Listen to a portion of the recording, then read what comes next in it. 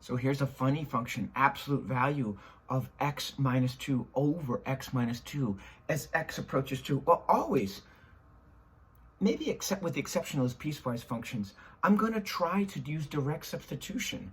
So if I have 2 minus 2 over 2 minus 2, oh sugar, I get this indeterminate form, which means we have a hole at that value.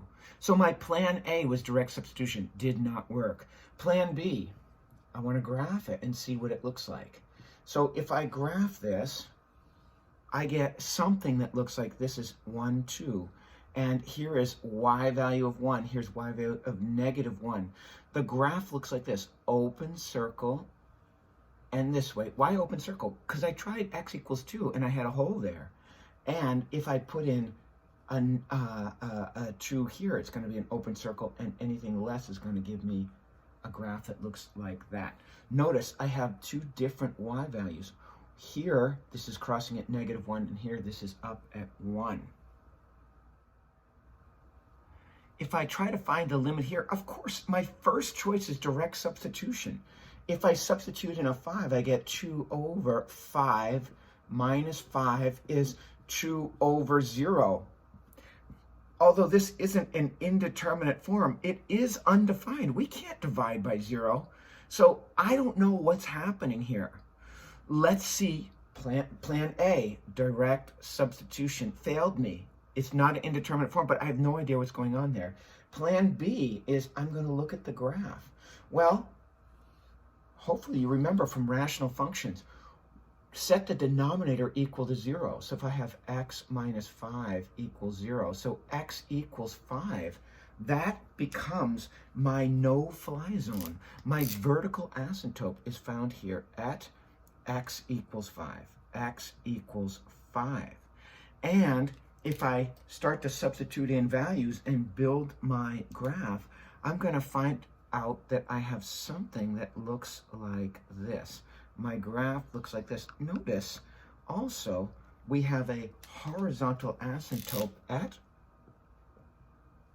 y equals 0. So I've got a vertical asymptote at x equals 5. That was because I set my denominator equal to 0. Why do we have y equals 0? Well, this is 2x to the 0 over x to the first. The exponent in the denominator is greater than the exponent in the numerator. We call that, or I use the slang and say that's bottom heavy. And bottom heavy, and comparing the exponents, will give us a horizontal asymptote at y equals 0. So as x squeezes in, we're told to squeeze in on 5. So I'm finding the limit as x approaches 5 from the left and as x approaches 5 from the right. Well, look where y is going. I'm looking at the y values. If I take the limit as x approaches 5 from the left of f of x, look where y is going. It's off the charts negative. That's down, down, down, off the charts. If I take the limit as x approaches 5 from the right of this particular function, look, as I squeeze in this way, look where y is heading. It's heading off the charts. The y values are getting higher and higher and higher.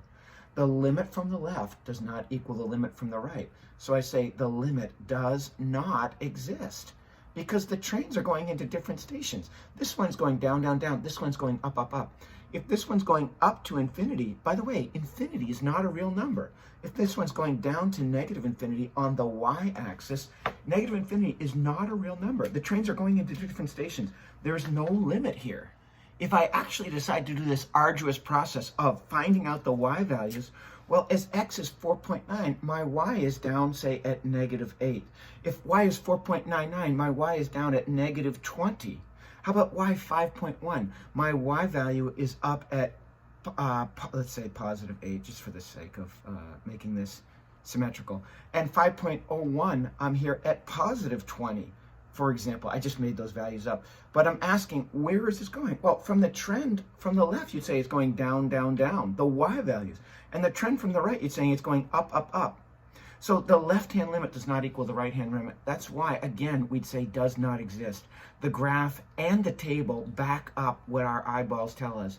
does not exist. And look, direct substitution didn't work either. So we have to do something else. We must have a plan B.